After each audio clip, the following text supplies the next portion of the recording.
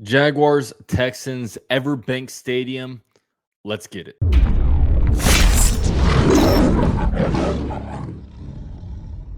Now, shout out to this video's sponsor, BetUS. Guys, after the Jaguars got beat by the Kansas City Chiefs, the Jaguars now open as 9.5-point favorites at home against the Houston Texans.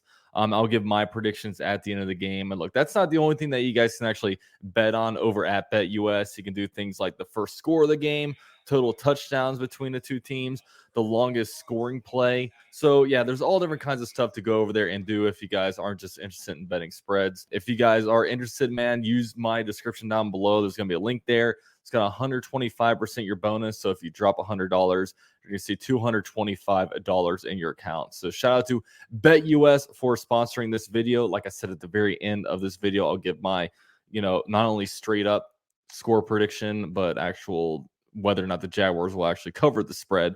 You'll see that all at the end. So shout out to BetUS. Now let's get on to this preview.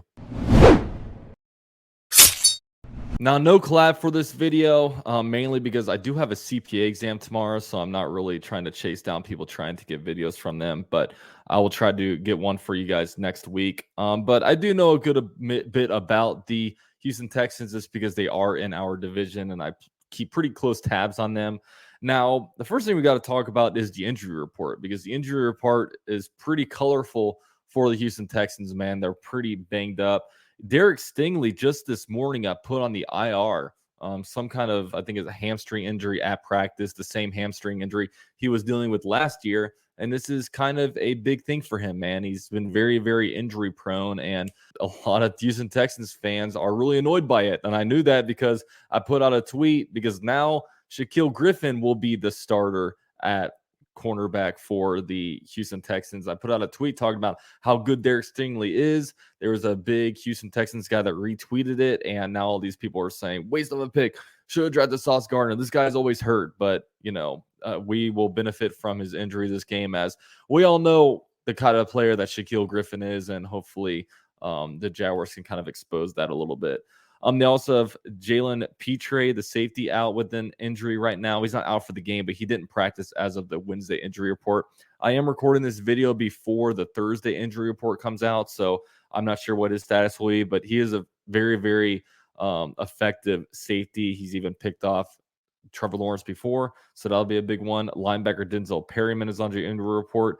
Laramie Tunsil, I believe, will return on Sunday's game.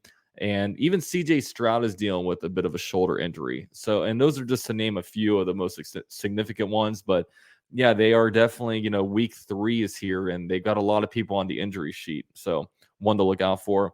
On the Jaguars end, we saw Josh Allen injured his shoulder this last game, and it felt like after he injured his shoulder, the pass rush was never the same.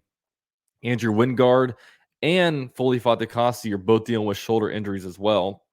And you have Zay Jones that's been out with a knee. Now, I'll be honest, I probably don't expect Zay Jones to play on Sunday. So, in my opinion, I think it's going to be Tim Jones is going to get the play on Sunday. So, we'll see what that one. And that's kind of the injury report, kind of the highlights of it. Now, for the Jaguars, man, this is a must-win game for us. Now, mainly because, look, the Jaguars are just much better than the Houston Texans. Look, the Texans are like 32nd in most of the big power rankings out there. I mean, they're just viewed as the worst team in the NFL, especially now that the Cardinals are actually playing pretty well. They're 0-2.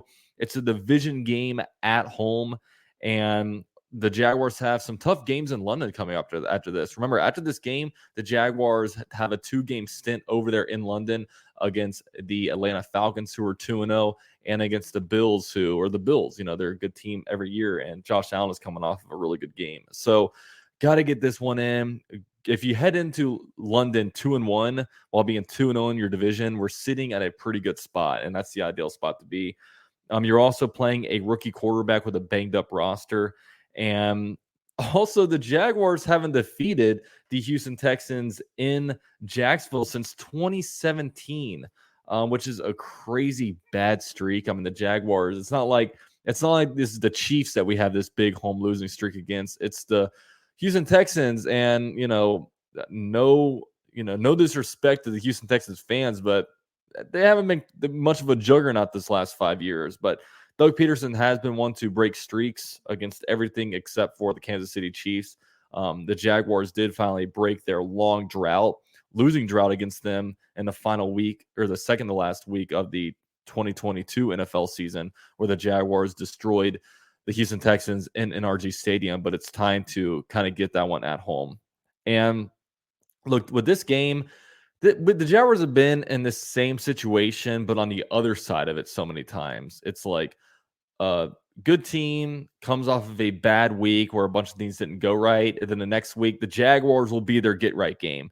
The Jaguars need to use the Houston Texans as the get right game, man. Like the Jaguars, like offense needs to get right back on track. I mean, when you look at the Texans defense gave up 25 points against the Baltimore Ravens and 31 points against the Indianapolis Colts. So it's clear that you can attack this defense. They only have 3 sacks on the season. Will Anderson Jr. versus Anton Harrison is going to be a fun matchup because, Will Anderson, the number 3 overall pick who the Texans traded up for, generally lines up on the right side of the, offensive line, however you want to look at it. He's usually over the right tackle. I'll put it that way. So, that's going to be really cool to watch, rookie on rookie stuff.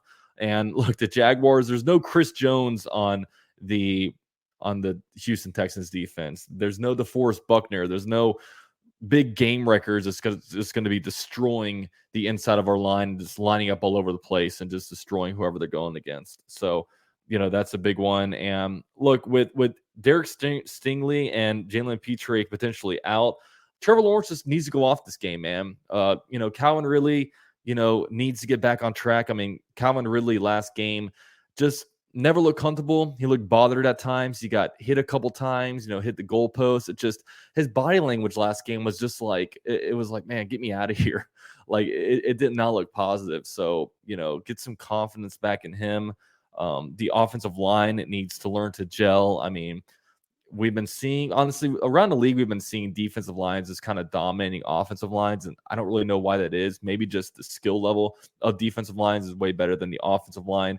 Maybe defensive linemen, it's like, okay, this one guy needs to do his job while like the offensive line, all 5 guys needs to be in sync, doing their jobs at the same time to protect the quarterback. But, with all that said, yeah, the offensive line need to come back, need to play better, need to figure themselves out because, quite frankly, these last 2 weeks, the offensive line has not been playing winning football.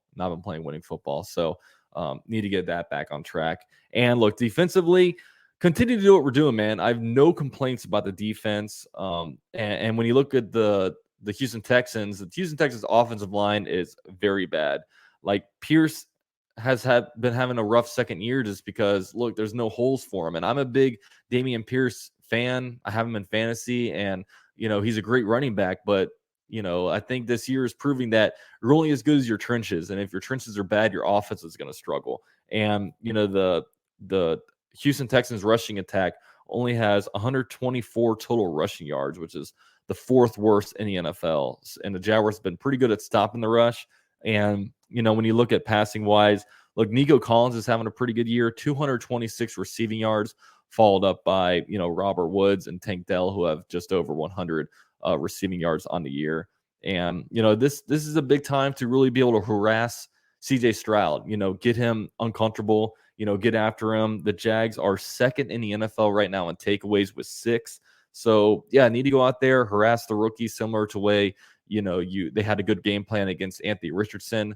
So, yeah, I mean, needs to be a big game for, really the Jaguars, both offensively to be able to come back and then defensively just, continue to harass the opposing team. Now, when I give my pick for this game, this one's tough because, look, the spread is at 9.5. That's a lot of points to lay for a team that hasn't beat the opponent since 2017. You know what I'm saying? But my pick, I actually do pick the Jaguars to win and cover. I think the final score of this game is going to be 28-13. I do think that the offense gets right, even though similar vibes to last year. I mean, you hope this game isn't anything like the Texans game in Jacksonville last year because the Jaguars offense almost looked like the way they did against the Chiefs. It just wasn't doing much. The defense was keeping us in the game, and then they fell apart, later on. Got to have a better showing this time around, and I think the Jaguars will. I think the offense will get right, and I think the Jaguars will get a good bit of confidence heading into London, where we get our first home victory of the season and move on to 2-0 in the AFC South. So with all that said, let me know what you guys think of this one. Also, guys, please, if you enjoyed it, drop a like for me. It really helps out with the YouTube algorithm. And with all that said, if you guys are going to the game, have fun. I will be streaming. Can't wait. See you guys Sunday. Go Jags.